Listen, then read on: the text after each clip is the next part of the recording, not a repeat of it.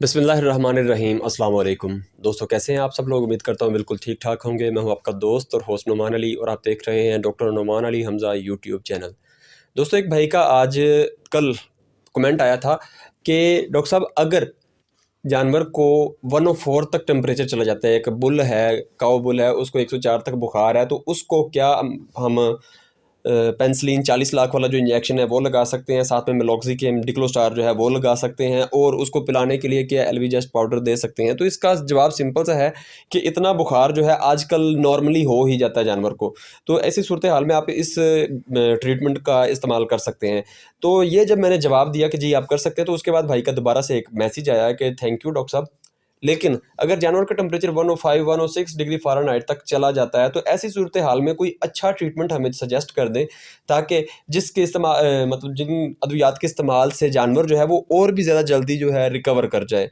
तो उस पर मेरा तो जवाब बड़ा सिंपल सा था कि अब आपको मतलब अगर जिस पॉइंट पे आप पहुंच चुके हैं ना, इस पॉइंट पे जाकर आपको खुद से करने की ज़रूरत नहीं है। मसला क्या होता है, जब जितना ज़्यादा जानवर का टेम्परेचर हो जाता है, मिसाल के तौर पर 105 तक अगर टेम्परेचर चला जाता है या 106 तक टेम्परेचर चला जाता है, तो उसका मतलब ये है कि मसला छोटा मोटा नहीं है। हेमोरेजिक सेप्टिसीमिया हो सकता है, यानी गलघोटू का मसला हो सकता है, बेबीजियोसिस हो सकता है, जिसे आप नॉर्मल ज़बान में सड़कन या फिर रत्त मूत्रे का लफ्ज़ इस्तेमाल करते हैं इसके लिए, जिसमें जानवर पेशाब के रास्ते खून भी जो है वो फेंकता है, और वो खून बिल्कुल खून नहीं होता, कॉफ़ी की कलर की तरह उसका कलर होता है, गाढ़ा होता है, ब्लैक भी बाज़ औक़ात ब्लैकिश हो सकता है बाज़ औक़ात।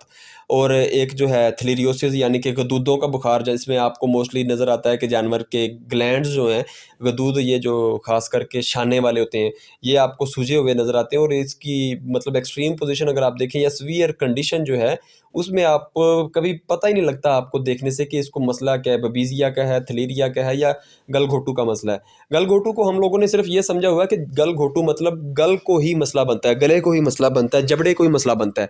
ये ज़रूरी नहीं है, इसके अलावा भी मसले बहुत ज़्यादा करते हैं। गलघोटू के ऊपर मेरी एक एक नहीं, काफ़ी ज़्यादा वीडियोज़ हैं, काफ़ी ज़्यादा भी नहीं होंगी, चंद एक होंगी, तो आप उनमें से चेक कर सकते हैं। मैं आपको लिंक्स डिस्क्रिप्शन में प्रोवाइड कर दूँगा, आप उनको देखिएगा ज़रूर कि गलघोटू किस बला का नाम है, बबीज़िया किस बला का नाम है, और थ्लेरिया किस बला का नाम है। लेकिन मैं ये ज़रूर आपको सजेस्ट करूँगा कि इनमें से किसी भी पंगे में आप अपने हाथ जो हैं वो ना लगाएँ, क्योंकि आप कोई प्रैक्टिशनर नहीं हैं, आप कोई प्रोफ़ेशनल नहीं हैं इस चीज़ से, इस चीज़ को समझें, ठीक है?